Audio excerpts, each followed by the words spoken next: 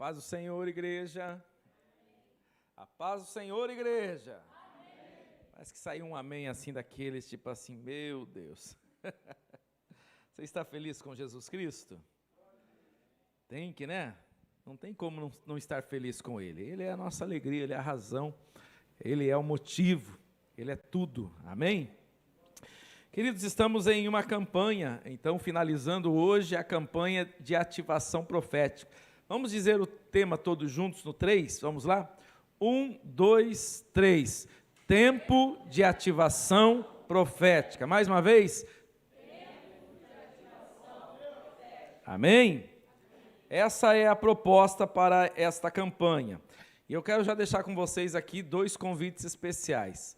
O primeiro da semana que vem, manda para nós lá o cartaz lá do rosa, aquele cartaz rosa lá para nós, por gentileza. Eis aí, estamos no mês de outubro rosa, né? Mês de prevenção de câncer de mama, e na semana que vem nós teremos aqui um culto com esta pauta, onde teremos uma palavra também nesta área, amém? Nós como cristãos, como cidadãos, como temos uma responsabilidade também social, nós precisamos gerar vida em todas as áreas, e a prevenção também é uma característica nossa, precisa ser, né? Então, nós estaremos aí, na semana que vem, tendo uma palavra abençoadora sobre isso. E em novembro, reserve aí já a sua agenda e diga, o mês de novembro é do Senhor Jesus, toda quinta-feira eu vou estar na tarde e na noite da bênção, ou só na noite, ou só na tarde, ou nos dois, como você puder, e vai ser uma bênção. Manda outro cartaz aí para nós, por gentileza. Olha lá, Conferência Tarde e Noite da Bênção 2022, tema, Jesus está voltando, Maranata. Mais uma vez, todos juntos, Jesus está voltando. Está fraco, Maranata, hein? Vamos de novo? Jesus está voltando. Quem tem essa certeza, diga Maranata, amém? Queridos, nós estamos aí no momento onde todo esse contexto nos mostra que Jesus está voltando. Então, nós precisamos entender que este é o princípio maior de vitória. A gente, às vezes, pensa que campanhas são locais onde a gente fica o tempo todo falando, pede-me o que queres, pede-me o que queres. Mas não, existem várias áreas da nossa vida que Deus vai trabalhando. E esta é uma das consciências que mais pode produzir vitória na vida do ser humano. Porque enquanto a gente fica tentando resolver só as coisas aqui, nesse plano terreno, a gente perde o foco do que interessa. E aí não adianta estar tudo resolvido aqui, se não está resolvido aqui, queridos. Então, se a gente perde essa dimensão, a gente esquece do maior ou da maior questão que nós precisamos ter em mente. É que aqui as coisas se resolvem, mas a solução completa acontecerá naquele grande dia. E lá não haverá mais lágrima, e lá não haverá mais dor, e lá não tem mais problema, e lá não tem mais duplicata, e lá não tem mais condomínio, e lá não tem mais construção, e lá não tem mais falta de emprego, e lá não tem mais problema, queridos. Lá é viver com Deus eternamente, aleluia. E a gente precisa estar atento a isso, porque, afinal de contas, este é o maior desejo do nosso coração. Amém? Quem tem esta certeza diz? Amém. Maranata. Ora vem, Senhor Jesus. Quem tem essa certeza diz? Maranata. Ora vem, Senhor Jesus. Amém? Então vamos para a palavra de Deus, queridos. 1 Samuel capítulo 10. Semana que vem nós estaremos queimando os pedidos de oração. Se você tem pedido de oração, deixa ele aqui em cima da mesa aqui. Se você não fez, pega o seu papelzinho lá, ou levanta a sua mão aí que um dos obreiros deixará com você o papel. Aí você já deixa conosco aqui, que a semana que vem nós estaremos queimando os pedidos de oração ali na frente, na tarde da bênção. Já está até aqui pronto já o local para a gente queimar. Quem encontrou, diga amém. Quem não encontrou, diga espera mais um pouquinho. Quem encontrou, diga amém. Poucos encontraram, é isso mesmo? Diz assim a palavra de Deus, em 1 Samuel capítulo 10 e versículo 6. E o Espírito do Senhor se apoderará de ti, ou dominará você, e profetizarás com eles, e te mudará em um outro homem. Nós estivemos aqui, queridos, 7 semanas, recebendo esta palavra para nós. A proposta desta campanha é ativar. Quando a gente fala de ativar, a gente tem, no mínimo, 2 perspectivas. A primeira de ligar, a segunda de potencializar. Então, você pode não ter ligado algo ainda, e aí você ativa, ou você já está ligado e você potencializa, aquilo ganha mais agilidade, ok? Então, a ativação é isso. Porém, a nossa preocupação é que tipo de ativação a gente quer. A gente quer a ativação que vem de Deus para a nossa vida. Queremos a ativação profética, aquilo que Deus fala e que acontece. É isso que você quer para a sua vida? É isso que nós queremos, amém? Então, essa é a proposta, é entender que nós queremos ativar o que precisa ser ativado, mas profeticamente. Mas o que a Bíblia diz, o que a palavra de Deus diz, o que Deus diz a nosso respeito, ok? E aqui nós usamos como base essa temática que está no chamado de Saul. E esta expressão de Saul, depois de tudo aquilo que a gente já discorreu aqui nesses dias, ele chega nesse momento e diz, olha o que vai acontecer com você, que vai ser a chave que vai mudar a tua história.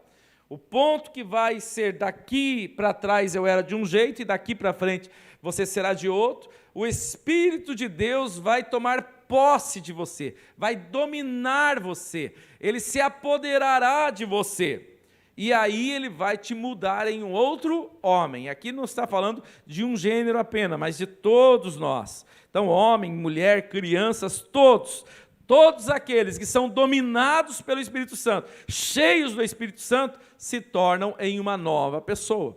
Eu falava nessa tarde, por exemplo, quando eu aceitei a Jesus como meu único e suficiente Salvador. Eu fiz isso com aproximadamente 18 anos de idade, ou estava completando, ou quase completando 18 anos de idade. Eu lembro porque era o ano que eu estava me apresentando para o Exército. E aí tinha que fazer todo o processo, e naquele ano tinha acabado de aceitar a Jesus. Nessa época, queridos, a minha vida é um milagre. Eu só estou aqui hoje porque Jesus me salvou, senão eu não passaria dos 20 anos de idade com a vida que eu levava. E quando eu vim para Jesus, por exemplo, uma coisa que na nossa época era comum, há 30 e tantos anos lá atrás, era você vir para a igreja de gravata.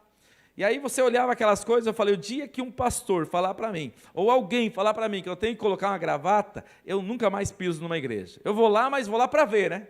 Vou lá para olhar, mas esse negócio de colocar gravata eu não vou colocar. Alguns meses depois, eu não sei precisar se eram 6 meses ou é um ano, mas um tempo depois, eu mesmo estava entrando na loja comprando uma gravata de crochê preta. Eu lembro até hoje. Vocês lembram de gravata de crochê preta? Todos já viram isso? É uma quadradinha assim, ó, pequenininha, fininha. Eu mesmo fui lá comprar. Nunca ninguém falou para mim que eu tinha que comprar uma gravata. O meu vocabulário era todo de jovem, né, naquela época. Só falava gírias, não sabia falar outra coisa a não ser gíria.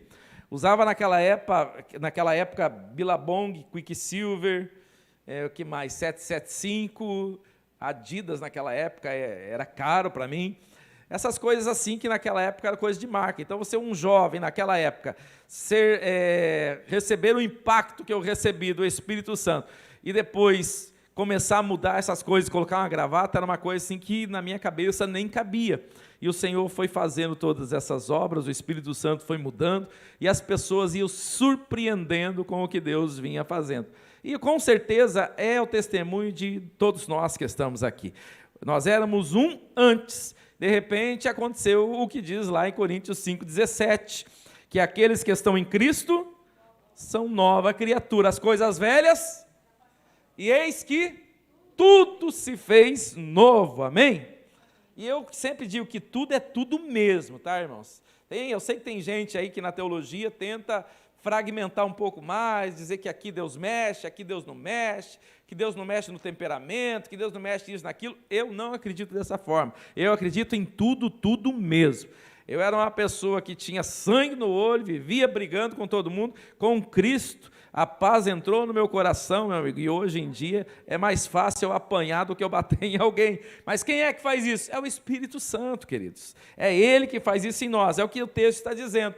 O Espírito, quando Ele se aposta de nós, quando Ele nos domina, então quem está no controle? É o Espírito Santo de Deus. Amém?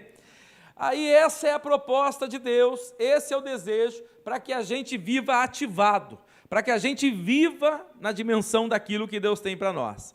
Mas o versículo de número 7, ele diz assim: e há de ser que quando estes sinais te vierem, faze o que achar a tua mão, porque Deus é contigo. Então, quando isso acontecer, faz, porque agora Deus é contigo. Em outras palavras, coloca a mão que eu prospero. Então, essa é a maior bênção que alguém pode receber. Você pode ser que tenha alguém aqui nessa noite precisando de uma cura extraordinária. Algo que a medicina disse não tem jeito. Irmãos, isso pode ser extraordinário no prisma humano. Mas para nós que somos cristãos, para aqueles que conhecem quem é Deus, a maior bênção que existe, a coisa mais importante, mais preciosa, mais maravilhosa, é a presença de Deus. É a certeza de que Deus é conosco. Porque quando Deus é conosco, nós não somos apenas abençoados, nós temos a bênção conosco, o dono da bênção, o gerador da bênção, a fonte de toda a bênção está conosco. Você imagina o que é isso, queridos? Deus presente, a cura está presente. Deus presente, a segurança é plena e é total. Deus presente, é vitória certa, Deus não perde batalha. Deus presente, queridos, é prosperidade com toda certeza. O que vai te faltar se Deus é com você? Se você tem a presença de Deus, todas as áreas da sua vida estão protegidas. Todas as áreas da sua vida estão abençoadas. Então, o que Deus está dizendo aqui para Saul é isso, que Deus estaria com ele. Então, mas ele poderia colocar a mão que aconteceria as coisas que Deus estivesse patrocinando. A partir daí nós temos ativações poderosas e maravilhosas, e a partir disso a gente precisa tomar muito mais cuidado com o que somos e com o que nós recebemos. Porque isso, queridos, da mesma maneira que é uma bênção, também a gente precisa aprender a administrar a bênção. Tem uma fala no primeiro filme do Homem-Aranha, do primeiro Homem-Aranha dessa série que veio aí, que ela é bem famosa, né? Grandes poderes, grandes responsabilidades. Com grandes poderes vem grandes responsabilidades. Quando a gente recebe esta ativação de Deus, essa autoridade de Deus, por outro lado, a gente precisa administrar. Se Deus é com você, todas as áreas da sua vida são abençoadas, não significa dizer que o pecado será abençoado. Nem os excessos serão patrocinados. Aquilo que Deus se revela como glória, também vem como justiça. Vocês lembram de Israel, que teve uma manifestação extraordinária da parte de Deus? O próprio Deus se manifestou para eles em cima do monte. O monte tremia, o monte fumegava. Fora isso, eles receberam vários milagres, os 10 milagres, fora o que aconteceu com os egípcios morrendo, fora o mar se abrindo, e milagres e milagres acontecendo o tempo todo. Isso é o quê? Revelação da glória. Deus mostrando a sua glória. Mas o juízo de Deus era mais imediato também. Quando Deus vê que eles estão lá idolatrando uma ovelha de ouro, o que Deus faz? Na mesma hora, Deus manda Moisés descer, e naquele mesmo dia, 3.000 almas morreram. À medida que a gente recebe, a gente também precisa ter responsabilidade com aquilo que recebemos. Nós não recebemos para viver uma vida desleixada. Isso não faz parte do reino de Deus. Então a gente precisa entender que essa ativação, ela precisa acontecer num solo onde a gente tem responsabilidade com Deus, compromisso com Deus. Amém, queridos? Vocês estão caminhando comigo? Então, nós, continuando com essa temática, queridos, o que nós queremos hoje fortalecer aqui? Algumas passagens bíblicas para vocês acompanharem, principalmente na questão de Saul, alguns probleminhas que aconteceram com ele. O capítulo 11 já mostra, quer dizer, no próprio capítulo 10, primeiro, vamos voltar aqui no capítulo 10, vamos para o capítulo 10, o versículo 17, diz assim: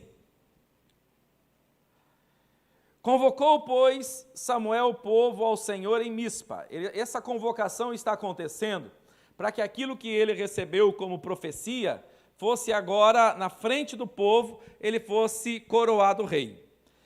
Eles pediram um rei, no capítulo 8, Deus lhes dá o rei, que é Saul, fez o que fez aqui no capítulo de número 10, nos versículos anteriores, e agora chegou a hora da coroação. Versículo 18.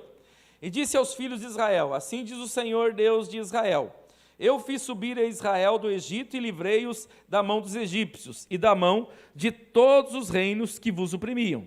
Mas vós tendes rejeitado hoje ao vosso Deus, que vos livrou de todos os males e trabalhos, e lhes tem dito: põe um rei sobre nós. Agora, pois, ponde-vos perante o Senhor pelas vossas tribos e pelos vossos milhares. Fazendo, pois, chegar Samuel todas as tribos, tomou a tribo de Benjamim, e fazendo chegar a tribo de Benjamim pelas suas famílias, tomou-se a família de Matre, e dela se tomou Saul, filho de Quis, e o buscaram, porém não o acharam. Então tornaram a perguntar ao Senhor se aquele homem ainda viria ali. E disse o Senhor: eis que se escondeu entre as bagagens. Numa mensagem poderosa dessas, Samuel é usado para dizer para Saul quem é Saul, o que Deus tem para a vida de Saul. Ele tem uma experiência extraordinária no versículo 10, o Espírito Santo lhe dá uma experiência, e agora a gente encontra Saul aonde na hora da coroação? No meio das bagagens. Ou seja, Saul estava se escondendo do seu chamado, se escondendo da sua responsabilidade. Mas não foi ativado logo ali? Não, mas ele está se escondendo, queridos. Quão trágico é isso, né? Nós temos aqui, queridos, pelo menos duas perspectivas para essa noite. A primeira delas é selarmos aqui aquilo tudo que já viemos aqui em cada elo dessa campanha, sendo profetizado, sendo orado, sendo ministrado, que são ativações já ativas em nós. Elas estão ativas e elas serão potencializadas. Então, aquilo que já está acontecendo, Deus vai acelerar, Deus vai dar um ritmo maior e melhor na nossa vida. Amém? Receba isso em nome de Jesus.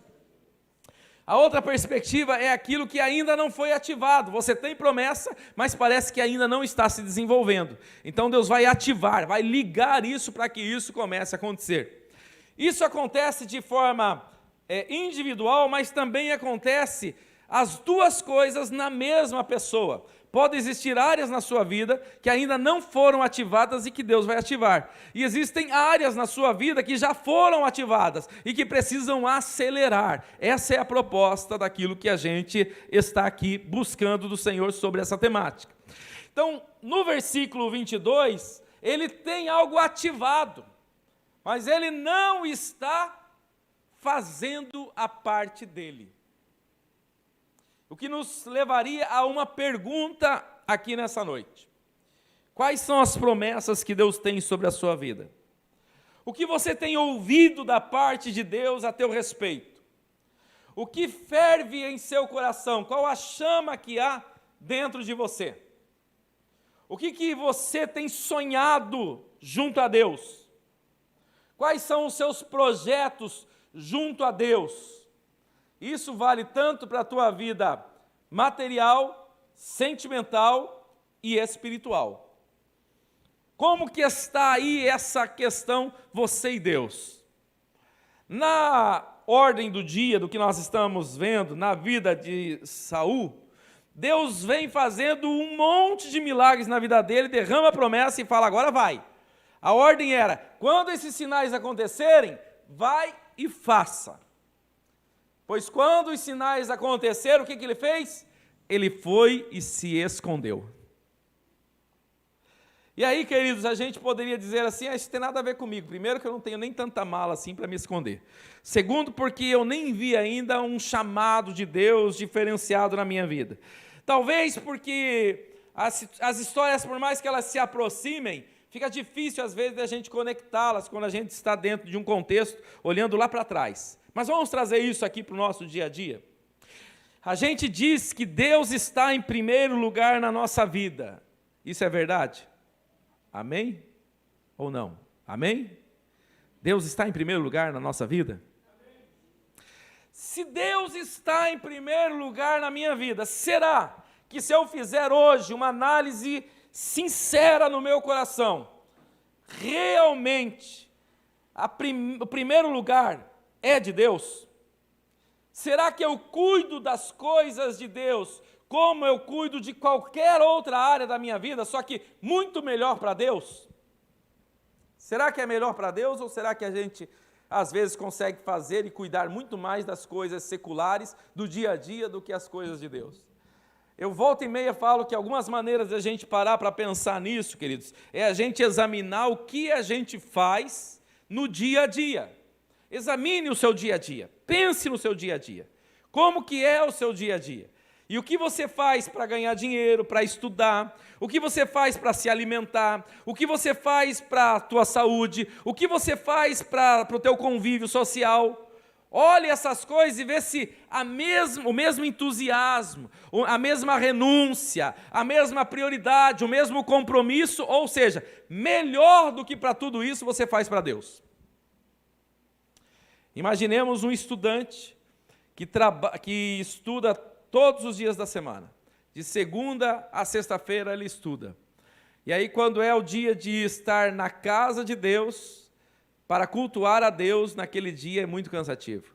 Eu já faço a semana toda. E aí no final de semana eu tenho que ir na igreja, é muita coisa. Você consegue confrontar o paralelo que nós fizemos aqui agora? Nesse exemplo que eu dei? Nesse exemplo, a gente está dizendo, olha, eu faço para a minha carreira, eu faço na minha vida secular, eu faço para o estudo, mas para Deus eu não consigo, eu não tenho tempo. E sabe por que a gente faz isso geralmente? Porque a gente sabe que Deus é misericordioso, a gente sabe que existe a graça, a gente sabe que Deus é bom. Deus não vai fazer, né? Então daí a gente vai se esconder atrás de alguma coisa. A gente trabalha 8 horas por dia, das 8 da manhã até as 6 da tarde e etc. A gente faria isso para Deus, irmãos? Já imaginou? A semana toda, 8 horas por dia? Eu sei que a primeira coisa que vai passar na sua cabeça talvez seja a questão financeira. Mas aqueles que conhecem o Evangelho sabem que nós fomos comprados por um altíssimo preço. E que nada se compara ao que Ele já pagou por nós.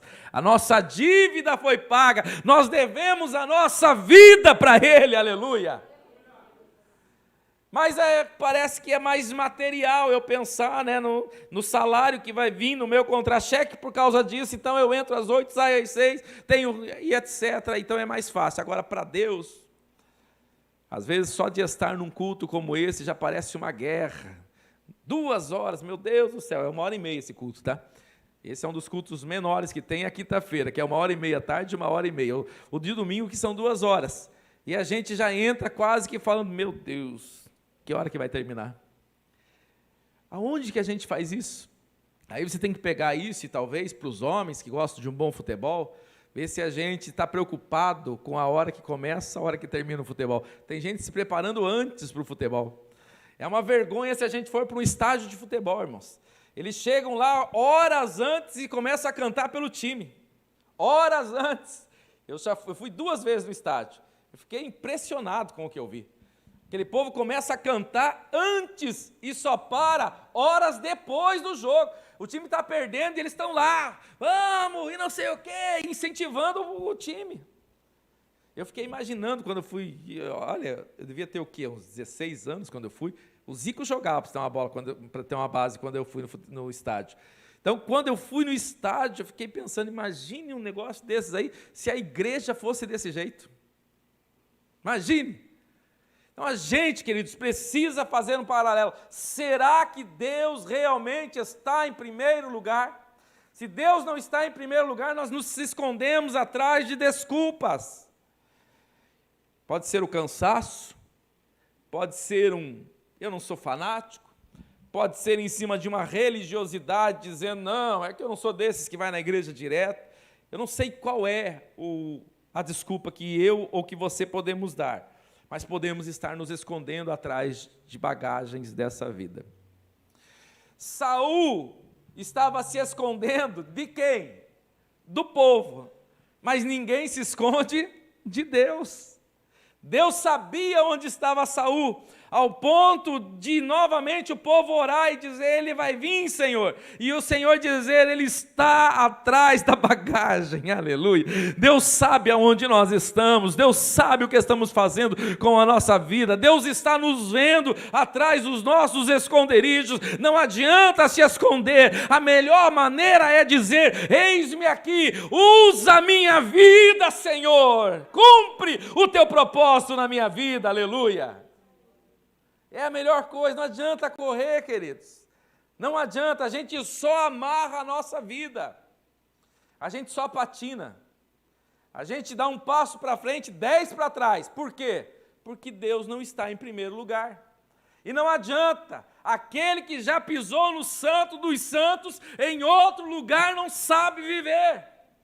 Então, qualquer prosperidade aí fora não se iguala à comunhão, não se iguala a viver o chamado, não se iguala a estar na presença de Deus. São migalhas e a gente sabe disso. Por isso não há realização fora do teu chamado, fora do teu propósito. Viva o que Deus profetizou a teu respeito, viva o que Deus disse que vai acontecer. Se Deus disse, a partir do momento que o Espírito Santo tomar a tua vida, vai e faz, porque eu sou contigo. Aceite essa palavra e diga, eu recebo, Senhor, eu serei um canal teu, usa a minha vida para a glória do teu nome, aleluia. Então, em primeiro lugar, queridos, não se esconda.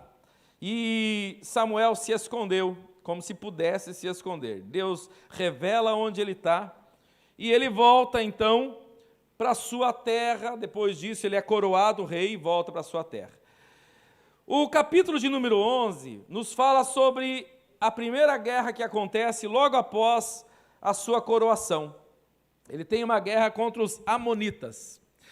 E essa guerra contra os amonitas, versículo de número 1 diz, então subiu Naás, amonita, e sitiou Jabes Gileade. E disseram todos os homens a Jabes e a Naás, faze aliança conosco e te serviremos.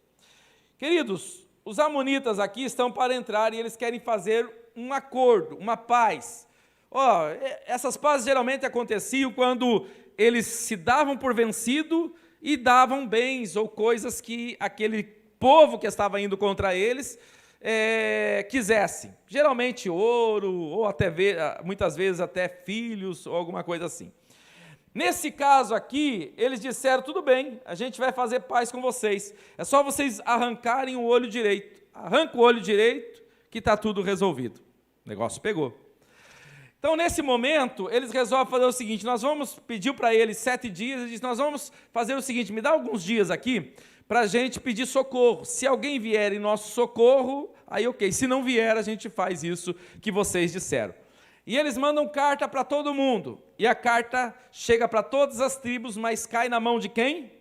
Cai na mão de Saul. Olha o que diz o versículo de número 6 do capítulo 11, 1 Samuel 6:11 diz assim, a partir do versículo 5, só para entender aqui o contexto.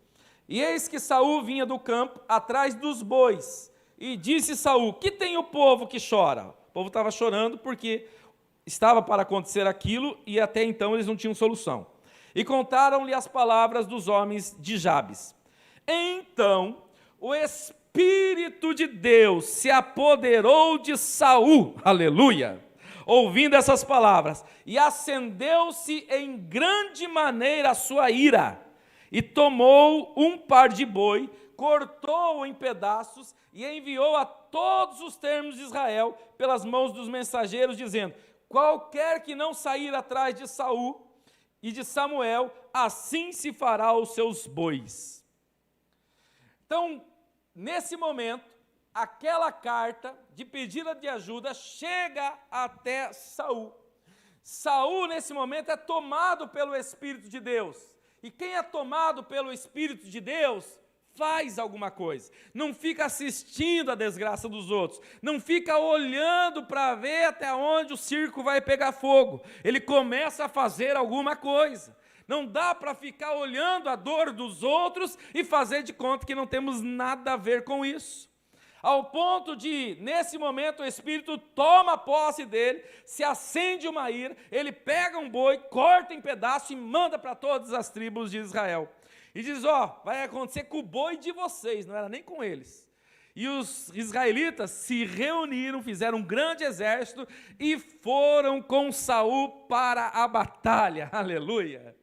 Queridos, o que a gente percebe aqui é que nesse primeiro passo de Saul, ele resolveu virar a chave e viver aquilo que Deus tinha dito que aconteceria na vida dele. O que Deus disse é: na hora que você for tomado pelo Espírito Santo, vai e faz, porque eu sou contigo. Ainda que o tipo de guerra parecia algo difícil, algo que muitas vezes olhando você pensa: esse problema aí, ainda que não seja comigo, é com Jabes, não tem nada a ver comigo, é para o outro lado, é para outro lado da nação, não tem nada a ver comigo. Então, nesse momento, ele toma para si essas dores. E não só toma para si essas dores, como ele se coloca na brecha para ser usado por Deus. Aleluia! Querido, quando Deus promete algo, ele tem o objetivo em abençoar a sua vida, mas ele tem outros alvos também. A sua vida vai alcançar outras pessoas. Você lembra da promessa do revestimento de poder? Jesus escolhe os seus discípulos, dá a eles 3 anos de ministério junto com ele, ministério poderoso de 3 anos, fazendo milagres e maravilhas extraordinários. E de repente, queridos, ele diz: olha, vocês vão para Jerusalém, quando vocês forem em Jerusalém, vocês fiquem lá, até que do alto vocês sejam revestidos de poder. Revestimento não significa que eles não tinham vestimenta, significa que eles estavam vestidos, mas que agora receberiam uma nova vestimenta por cima, como se fosse um casaco. Então, o revestimento é o Espírito Santo vindo e trazendo mais sobre a sua vida. Então, quando vocês receberem, vão lá e recebam o revestimento de poder, o dunamis de Deus. E até aqui tudo bem, mas o texto não termina aí. E ele diz: quando isso acontecer, vocês sejam minha testemunha em Jerusalém, em Judeia, em Samaria e até os confins da terra. Aleluia! O revestimento de poder tem o objetivo de impactar a minha vida para quê? Para impactar as outras vidas. Então, quando Deus unge-nos, queridos, e as palavras que recebemos aqui, elas não são só para nós. Tem muita gente precisando ouvir uma palavra dos teus lábios. Esses dias agora eu ouvi um podcast, eu não lembro quem é a cantora, até tentei procurar e não achei mais esse podcast. E essa cantora, ela estava com um tipo de câncer que o médico já havia desenganado ela. Por mais que ela era jovem, estava cheia de manchas no corpo e já não tinha muito mais o que fazer. E ela parou a sua agenda e não estava mais cantando. De repente, ela sentiu o Espírito Santo falar com ela que uma agenda lá que ela tinha, ela iria cumprir aquela agenda. E ela não tinha vontade, mas ela foi cumprir aquela agenda. Quando ela foi cumprir aquela agenda, chegando lá no local, ela ouviu falar do testemunho do pastor daquela igreja. E o pastor daquela igreja estava também com um câncer maligno também, no estágio terminal e já estava nas últimas já. E ela ouviu a história, e aquela história sensibilizou ela, diz que de uma maneira, ela contando, que ela, no meio da conversa, ela saiu chorando. E saiu chorando e começou a orar por aquele pastor e dizer: Senhor, coloca a mão, Senhor, cura. E ela foi tomada pela dor do pastor. O evento terminou e ela foi embora. Quando ela chegou em casa, as manchas do corpo já não existiam e ela foi no médico, o câncer já não existia mais. E depois ela ficou sabendo que o pastor também foi curado e não tinha mais nada. Aleluia. Você pegou a senha aí, irmãos? Ela não foi curada quando ela estava na casa dela orando por ela. Ela foi curada quando ela sentiu a dor de outro e começou, mesmo com o problema dela, orando, abençoando a outra pessoa, sentindo a dor do outro. Aleluia. O que Saul está vivendo como experiência, que Deus disse na vida dele, é o socorro por aqueles que estavam passando perigo. Deus o levanta, o enche do Espírito e dá vitória sobre os amonitas, aleluia. Queridos, as notícias ruins não chegam para nós à toa. As notícias de problemas dos outros não são apenas uma matéria de jornal. E nós que fazemos o que queremos com essas notícias. Saul, quando ele recebe a notícia, poderia ser apenas uma notícia. Ele entendeu aquilo como uma convocação, como um chamado, como um se colocar na brecha, como um eu vou entrar nessa causa, eu vou fazer alguma coisa, eu vou entrar nessa batalha. E todos nós sabemos o que significa uma batalha. Quando ele está se dispondo a isso, ele está fazendo o quê? Correndo risco de vida, ou não? Toda a batalha naquela época era uma batalha que acontecia dos dois lados, as pessoas morriam. E ele, como líder, era o alvo principal. Geralmente o alvo principal era o rei, era quem estava na frente. E geralmente o rei lutava com o seu povo. Então o que Saul está fazendo aqui é basicamente isso, renunciando à sua vida para abençoar outras pessoas. Então, em primeiro lugar, queridos, não se esconda. Em segundo lugar, deixa Deus usar você indiferente do que você está vivendo. Pode ser que a sua dor vai passar a hora que você orar pela dor de outro que tem a mesma dor que você. Nós tivemos, há pouco tempo atrás, em um evento em Minas Gerais, onde o pastor, não lembro agora o nome dele, pastor americano, ele fez a transferência de unção, Randy Clark, e ele fazia a transferência de unção. Eu achei interessante, porque à medida que ele orava por alguém, um exemplo, está com dor de cabeça, estou vendo aqui, vou orar por você, orou pela pessoa, tal, foi curado, agora ore pelos outros que estão com dor de cabeça. Quem recebeu já tinha autoridade para orar pelos outros, porque aquela unção ele já tinha recebido, o Espírito Santo já tinha feito, e aquela pessoa ia orando pelas outras pessoas que tinham o mesmo problema, e Deus ia fazendo ali os milagres. Por vezes, queridos, o que estamos vivendo, Deus está nos chamando para entrar nessa guerra e ajudar outras pessoas que estão precisando de socorro.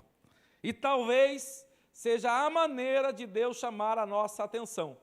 Porque no sofá de casa, tudo bem, parece que a gente não vê.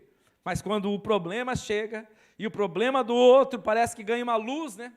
Parece que a gente ganha, ressalta o problema do outro, é aí que o nosso coração se abre. Capítulo de número 13, vai falar de outra guerra, queridos. Essa guerra é a guerra da lástima, é a guerra da dor, é a guerra que eu diria que é uma das mais tristes, porque Saul foi chamado para ser rei, vence a batalha, a primeira batalha, 1 ano depois, tem uma batalha agora contra os filisteus.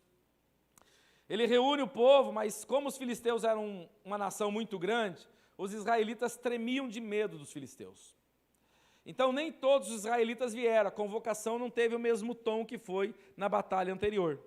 E os que ficaram, como antes da batalha eles ofereciam sacrifício, Samuel vinha como sacerdote e oferecia o sacrifício, e aí eles entravam para guerrear. Só que Samuel estava demorando, e porque Samuel estava demorando, aí o homem que ouviu lá atrás dizer, o Espírito do Senhor vai tomar posse de você, e aí coloca a mão e faz o que quiser, não é faz o que quiser, não é faz o que quiser, mas talvez ele traduziu como faz o que quiser, que eu serei com você, foi o que ele resolveu fazer. Porque o povo começou a ir embora. Samuel estava demorando e os que estavam já eram poucos, e então eles ficaram com medo e começaram a ir embora. E o texto, se você ler o texto, você pode ler em casa, você vai ver que eles tremiam de medo já na convocação. E quando os que estavam lá também tremiam de medo também dos filisteus. Então eles começam a ir embora. Quando Saul vê isso, ele resolve com as suas próprias mãos achar uma solução, sem pedir direção de Deus, sem esperar a vontade de Deus, sem esperar o tempo de Deus, ele simplesmente resolve agir. Isso não é ativar, isso é desligar. O homem que estava ativado, que viveu uma vitória extraordinária, agora, queridos, mal sabe ele que está desligando a principal chave da sua vida, ao ponto de ele oferecer o sacrifício, e o texto diz que quando ele terminou de oferecer o sacrifício, Samuel chegou. Por alguns minutos, ele perde o que ele havia recebido. Samuel pergunta para ele: o que você fez? Ele diz: por causa dessa sua atitude, olha o que aconteceria. Hoje Deus confirmaria o teu reino. Por causa do que você fez, Deus passou o seu reino para outra pessoa. Para você ver como a responsabilidade daquilo que a gente recebe, a coisa é séria. A gente precisa entender que a mesma graça que nos abraça, também tem juízo do outro lado. Porque assim como eu falei da questão dos israelitas, que eles estão ali recebendo manifestação da graça, também há juízo.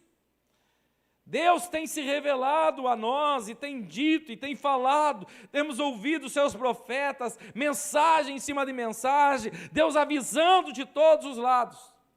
E a pergunta, queridos, é: e aí, o que a gente faz? Quando a gente não tem o que fazer, a gente precisa buscar a Deus e esperar. Quando a gente não tem o que fazer, a gente precisa esperar em Deus e buscar a Deus. O que a gente não pode fazer é colocar a carroça na frente dos bois. O que a gente não pode fazer é enfiar os pés pelas mãos. O que a gente não pode fazer é entrar numa rota de colisão com Deus. O que a gente não pode fazer é desagradar a Deus, entrar pelo caminho do pecado. Não é a proposta de Deus. Há consequências gravíssimas aí. Se no primeiro momento a gente precisa entender que a gente precisa fazer aquilo que Deus nos deixou para fazer, e a gente pode fazer isso porque Deus é conosco, e outras pessoas serão abençoadas por isso também, a gente precisa finalizar entendendo o seguinte: espere o tempo de Deus, se Deus ainda não sinalizou.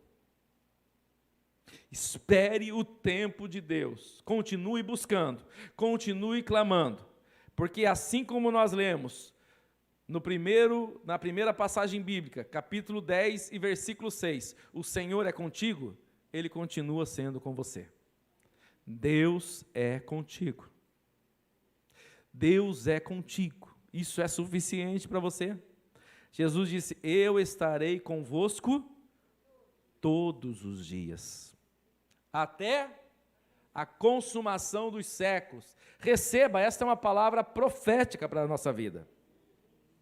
Então Ele não te abandonou, você não está sozinho, ainda que nessa batalha todo mundo vai embora, Deus vai dar a vitória, e essa vitória ela é extraordinária, queridos, porque daí os exércitos, é interessante porque há uma multidão de filisteus, essa multidão de filisteus, com o exército de Israel, não daria conta, não é suficiente.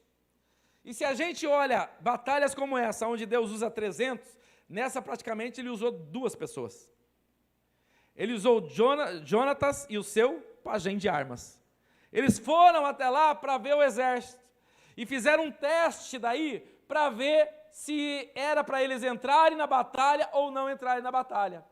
E o teste deu positivo, eles entraram na batalha, começaram a guerra, venceram mais de 10 homens em poucos minutos, e então os filisteus começaram a entrar numa confusão, um matar o outro, e Deus deu a vitória para Israel. Em outras palavras, se Samuel estava preocupado com o povo que estava indo embora, Deus não precisava nem de 2 pessoas para vencer aquela batalha, aleluia. Só que o problema é que a nossa matemática não ajuda, né? Espera aí, do lado de lá tem quanto? 100 mil. Do nosso lado tem 1000. Não está batendo essa conta. Tem um memezinho aí da internet que vocês devem conhecer, né? 100 mil para 1000 aí vai ficar complicado, vai dar quase o quê? 10 para 1 talvez, 100 para 1, não sei qual que é a conta. Vamos colocar de pé? Queridos, o que nós queremos aqui nessa noite, eu quero orar pela sua vida. Nós vamos orar para que tudo aquilo que foi profetizado em todos esses dias, nós estejamos vivendo. E quando eu estou falando em vivendo, eu estou falando em praticar. Deus tem um plano na minha vida. Deus tem uma obra na minha vida. Eu sou amado de Deus. Deus está comigo. Essas expressões a gente sabe, elas decoram. Mas elas se mostram eficientes no dia a dia. Quando as situações vêm, é a hora que a gente vai realmente mostrar se a gente está ativando profeticamente ou desligando. É a hora que a gente vai realmente colocar em prática, é que faz toda a diferença. Então nós queremos hoje ligar profeticamente e te desafiar a você viver tudo isso, segundo aquilo que Deus tem para a minha e para a sua vida. Eu tinha alguns textos que eu queria dividir com vocês, mas eu quero dividir pelo menos um, que está lá em 1 Pedro, capítulo 2, versículo 9 ao versículo 11. Saia do seu lugar, venha até aqui à frente. Simone, pega o óleo aqui, por gentileza. Pode vir aqui à frente, que a gente vai ler esse livro e já orar uns pelos outros. Diz assim em 1 Pedro, capítulo 2, versículo 9 ao 11. O que eu vou ler aqui está condicionado, todo o texto está condicionado a isso aqui. Vós, porém, sois. Todo o texto, ele está alinhado ao começo do texto. Ele está dizendo, vós sois. Então, a partir disso, o que nós somos? É a pergunta que a gente faria. E aí o texto responde. Geração eleita. Você pode dizer que você é a geração eleita? Sacerdócio real. Nação santa. Povo de propriedade exclusiva de Deus. Aleluia. Isso é o que a Bíblia diz a teu respeito. Isso é o que a Bíblia diz a nosso respeito. Porque eu sou o que a Bíblia diz que eu sou. Eu tenho o que a Bíblia diz que eu tenho. E eu posso o que a Bíblia diz que eu posso. Então, queridos, aqui ele está nos chamando que nós somos nação eleita, sacerdócio real, geração eleita, propriedade exclusiva de Deus. E aí ele diz a finalidade disso. Preste atenção, porque às vezes a gente olha muito a parte do que somos. Para que somos o que somos? O texto continua dizendo, a fim de proclamardes as virtudes daquele que vos chamou das trevas para a sua maravilhosa luz. Aleluia. A fim de que a gente esteja vivendo desta maneira, chamando aqueles que precisam conhecer essa luz, queridos, porque Ele nos fez conhecer essa luz. Vós sim, que antes não era povo, mas agora sois povo de Deus, que não tinha alcançado misericórdia, mas agora alcançaste misericórdia. Amados, exorto-vos, como peregrinos e forasteiros que sois, a vos absterdes das paixões carnais que fazem guerra contra a alma. Você tem uma guerra contra a sua alma com as paixões carnais, mas você tem todos esses recursos para você vencer, sabendo que você é geração eleita, sacerdócio real, nação santa, povo adquirido. Você pode fechar os seus olhos, colocar a mão no seu coração e dizer, eu sou geração eleita, eu sou sacerdócio real, eu sou nação santa, eu sou povo adquirido e exclusivo de Deus. Em cima disso, queridos, nós vamos orar sobre você nesta noite. Enquanto o Aldri estará tocando aqui, nós estaremos profetizando que tudo aquilo que Deus disse a teu respeito está ligado e ativado para acelerar ou para começar, para aumentar a aceleração ou para começar, em nome de Jesus. Tudo que foi profetizado nessas 7 semanas aqui, tudo que você recebeu hoje aqui, pelo poder que há na palavra, não é o poder do pregador, não é o poder da igreja, é o poder da palavra. O poder da palavra vai ativar isso no seu coração. E quando isso acontecer, pode fazer, coloca a mão para fazer, deixa Deus te usar. Deixa Deus usar a sua vida para a glória do nome dEle. Não se esconda, deixa Deus te usar. Faz um milagre em mim. Pai, nesta noite, Senhor, eu ativo, Senhor, todos esses que foram aqui abençoados e ligados. O que estava desligado passará a estar ligado a partir de hoje. E aquilo que não está, aquilo que já estava ligado passará a acelerar a partir de hoje, Pai.